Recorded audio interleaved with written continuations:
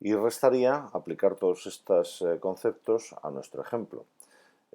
Empezaríamos por asignar los ocupantes a los elementos de evacuación, en el cual, de acuerdo con el citado artículo 4.1, pues se organizan unas tablas en las cuales se va diciendo a cada puerta qué ocupantes le corresponden. Por ejemplo, en los talleres, tanto en el cubierto como el exterior, que teníamos una densidad de ocupación relativamente escasa, menos de 50 personas en cada uno de ellos, pues no vamos a tener ningún problema porque tenían suficientes puertas de salida de recinto. Aquí da lo mismo que se apliquen las hipótesis de bloqueo en la salida más desfavorable, porque con 32 y con 25 personas, un número notablemente inferior a 200, no vamos a tener ningún problema. En el caso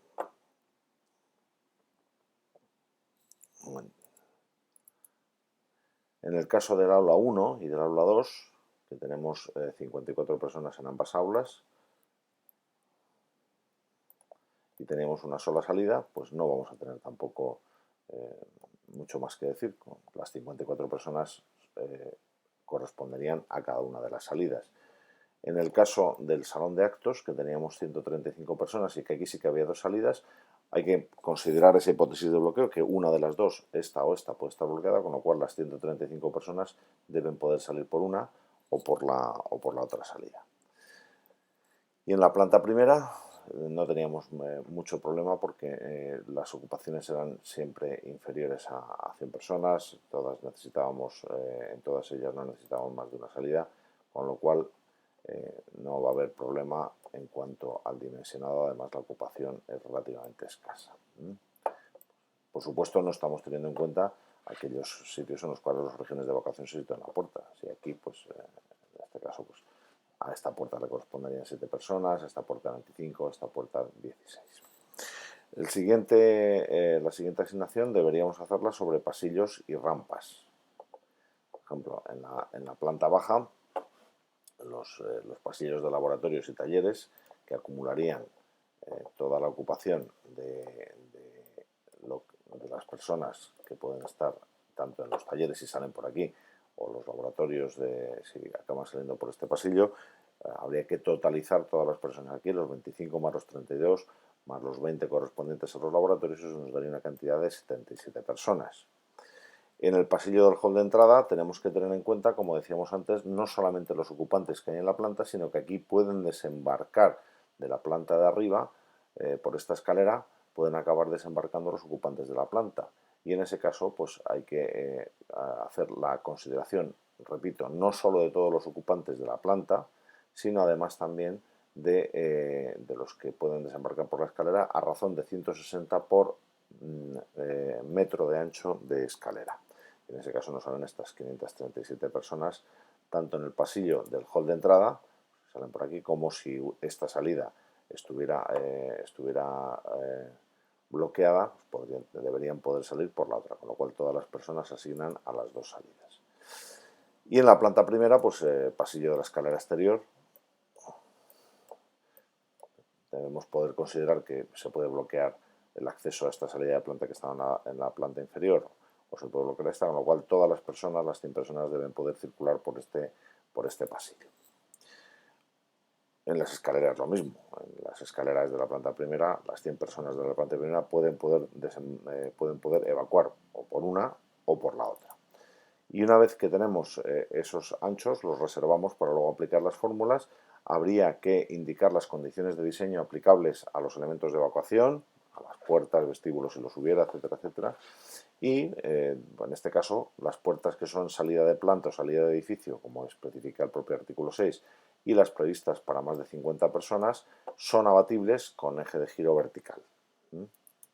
Pues si podemos analizar cada una de ellas, en este caso no hay puertas que sirvan a más de 50 personas en esta planta y por eso nos podemos permitir hacer puertas correderas tanto en la biblioteca como en la mediateca. Eso no sucede en el caso de las puertas que son salida de edificio y salida de planta. En este caso tienen que ser abatibles y con eje de giro vertical. Igual que le pasa al servir esta puerta de aquí como salida de recinto, al tener asignadas más de 50 personas, esta puerta tiene que ser forzosamente abatible y con eje de giro vertical, igual que la del otro aula, igual que la del salón de actos. No sería necesario, como de hecho no lo es, en los laboratorios y en los talleres, que tienen una ocupación inferior a 50 personas, que así lo sean.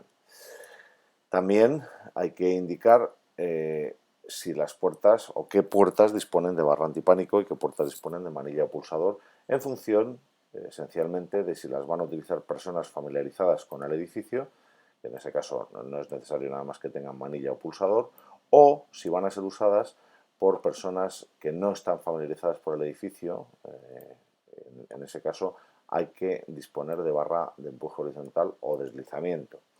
Por ejemplo, aquí se indica que tendrán barra antipánico las puertas de salida del edificio, tanto esta como la trasera, y también las de los recintos en los cuales puede haber personas no familiarizadas con el edificio, personas que vienen a dar una clase, a un aula, o personas que están dentro del salón de actos. En este caso, en todas estas puertas hay que disponer de barras antipánico porque van a ser usadas por personas no familiarizadas con el edificio. Por último, indicar el sentido de evacuación, el sentido de apertura de las puertas, que como indicaba en el artículo 6, tienen que abrir en el sentido de la evacuación toda puerta que esté prevista para que pase más de 100 personas o que más de 50 ocupantes, que haya más de 50 ocupantes en el recinto en el que esté situada. Y en este sentido, pues aquí que hay más de 100 personas, las puertas tienen que abrir en el sentido de la evacuación. Aquí que hay más de 50, las puertas tienen que abrir en el sentido de la evacuación. Estas serán abatibles porque tenemos menos de 50 personas en talleres y laboratorios, y tendrán que también abrir en el sentido de la evacuación, que aquí había 500 y pico personas, todas las puertas de salida de edificio.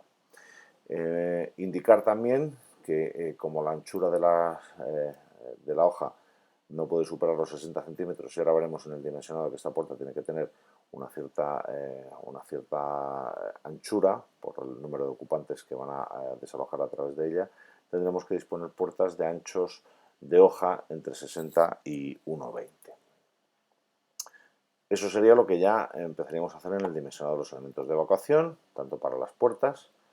Aquí podemos indicar en unas tablas para cada una de las puertas el aforo de personas que pasa por él. Podemos hacer la fórmula de cálculo P partido por 200 y veremos que los anchos calculados son, como la ocupación es bastante escasa, son pequeños, y en todos ellos vamos a tener que poner los anchos mínimos de 80 centímetros.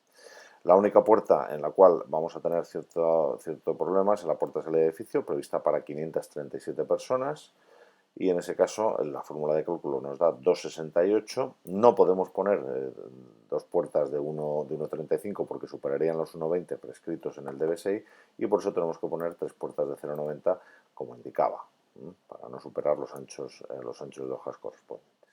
Lo mismo haríamos con los pasillos y rampas y con las escaleras. Como antes hemos calculado cuál es el aforo de todos los pasillos, pues aquí nos va a decir qué anchos son los mínimos. Los únicos anchos que vamos a tener problema también son los del hall de entrada y la salida trasera, que son pasillos de cierta importancia, pero que ya están sobredimensionados en el proyecto. Y por último, las escaleras, que tenemos unos aforos escasos, las escaleras de evacuación. En este caso, pues tendríamos que tener 1 metro mínimo, según nos indicaba el DBSUA, y las anchuras son de sobra, con el ancho de las escaleras protegidas, son más que de sobra para el propósito requerido. Para finalizar con la evacuación, debemos contemplar las posibles medidas para personas con movilidad reducida que se indican en el artículo 9 de la sección tercera del DBSI. Y esto es para edificios con una altura de evacuación bastante importante. Por ejemplo, en los edificios de uso residencial y vivienda con altura de evacuación superior a 28 metros, o de uso residencial público administrativo, que es en nuestro caso docente, con altura superior a 14 metros. Recordemos que la altura de evacuación de nuestro edificio es de 4 metros, con lo cual no vamos a tener que aplicar ninguna de las condiciones que se indican en este artículo para evacuar a personas con discapacidad, que fundamentalmente consisten en establecer una serie de zonas de refugio en recintos protegidos para que las puedan albergar en caso de una evacuación. Con lo cual, en nuestro ejemplo, no es necesario disponer de estas zonas de refugio. por ser nuestro edificio de altura de evacuación inferior a los 14 metros.